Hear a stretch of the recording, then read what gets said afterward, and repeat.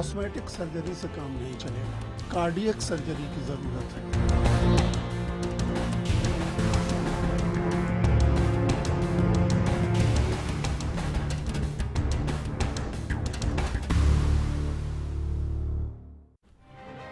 क्या कांग्रेस को अपना पावर सेंटर बदलने की जरूरत है? सवाल ये था और 66% लोगों ने जवाब में हामी भरी है कि बिल्कुल दरकार है। 34% हालांकि इस हक में नहीं है। रमन नंदा साहब, इस बात के साथ आपका पक्ष? मैं अर्चना जी ने जो बात की उसके ऊपर रिस्पॉन्ड करना चाहता हूं। जो बात उनकी तथ्यात्मक तौर पर सही है कि विगत में जब गैर कांग्रेस सरकार केंद्र में बनी है तो कुछ ही समय बाद कांग्रेस की सरकार वापस आ गई है। और उस आधार पर लगता है कि कांग्रेसी इस उम्मीद में है कि ये जो वेव की उठापटक है, अब अगला वेव आएगा, हमें उठा के सत्ता मिलाएगा। ऐसा नहीं होने वाला है, क्योंकि जो रीसेंट इतिहास में आप देखते हैं, जो अटल बिहारी वाजपेयी की सरकार तो चलेगी उसके, लेकिन जो जनता दल की सरकार जो टूटी थी, जिसको लेकर बहुत उम्मीद है कि साहब, तो वो डिस्पेरेट एलिमेंट से अटल बिहारी वाजपेयी भी जो सरकार चला रहे थे वो कोalition थी जिसमें बीजेपी के पास अपनी मेजॉरिटी नहीं थी। वो अपने विचारधाराओं को लागू नहीं कर पाए थे। अब जो सिचुएशन है, एक संगठित पार्टी है, क्लियर उसके पास मेजॉरिटी है, ऐसे कोई चांस नहीं है कि बीजेपी या कोई मार्क्सवादियों जैसी पार्टियां अचानक टूट जाएंगी। कोई नहीं टूटने वाला, कोई अंदर से इंप्लोजन नहीं होने वाला। तो ये जो पार्टियां हैं, कांग्रेस में चांस है? कांग्रेस में तो कई बार छोटी छोटी धाराएं निकली, लेकिन कांग्रेस का एक और आप देखिए, जब कांग्रेस टूटती है थोड़े समय बाद आके फिर मिल जाती हैं धाराएं। ये नदी से कटती हैं, थोड़े समय बाद आके जाके वापस कांग्रेस की उपधाराएं जो है कांग्रेस की मुख्य धारा में विलीन होने की भी परंपरा है। पर मेरा जो कहना है कि जो उम्मीद कर रहे हैं कांग्रेसी कि एंटी इनकम्बेंसी फैक्टर आ जाएगा, कुछ समय बाद हो जाएगा, नहीं। भारतीय इतिहास एंटी इनकम्बेंसी, नेहरू जी कितनी बार जीते हैं?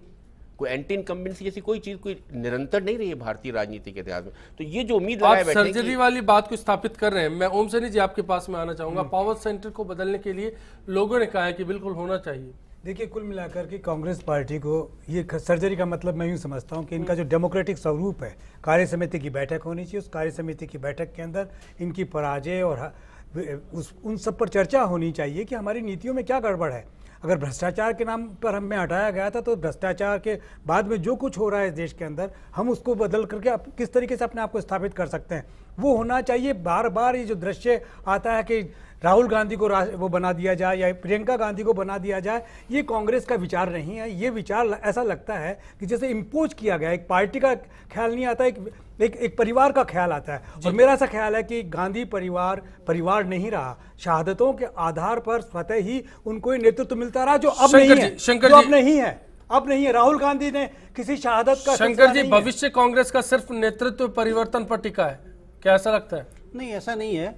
कांग्रेस एक विचारधारा और एक पार्टी है।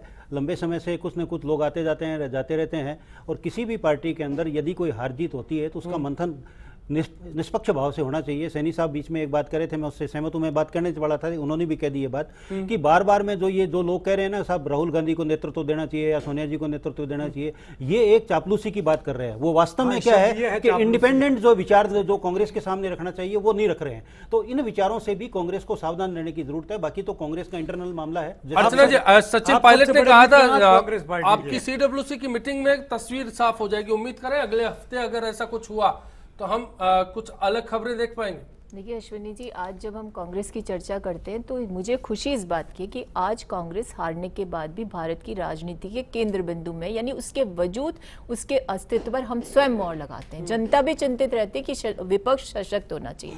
मैं आपको आश्वस्त करती हूँ कि जिस रूपांतरण की दरकार है पार्टी को आज, क्योंकि जब आप हारते हो तो उसका आप विश्लेषण करते हो, उस रूपांतरण की ओर हम बढ़ रहे हैं। और जिस उत्तरार्ध की मैं चर्चा करी थी वो उस उत्तरार्ध का ही पक्ष है कि हम रूपांतरित होकर के एक सशक्त विपक्षी भूमिका में उस पार्टी के सामने खड़े होंगे जो ध्रुवीकरण की राजनीति पर स्थापित है। उसको देखने का सिलसिला बरकरार रखेंगे। फिलहाल इस डिबेट में इतना ही।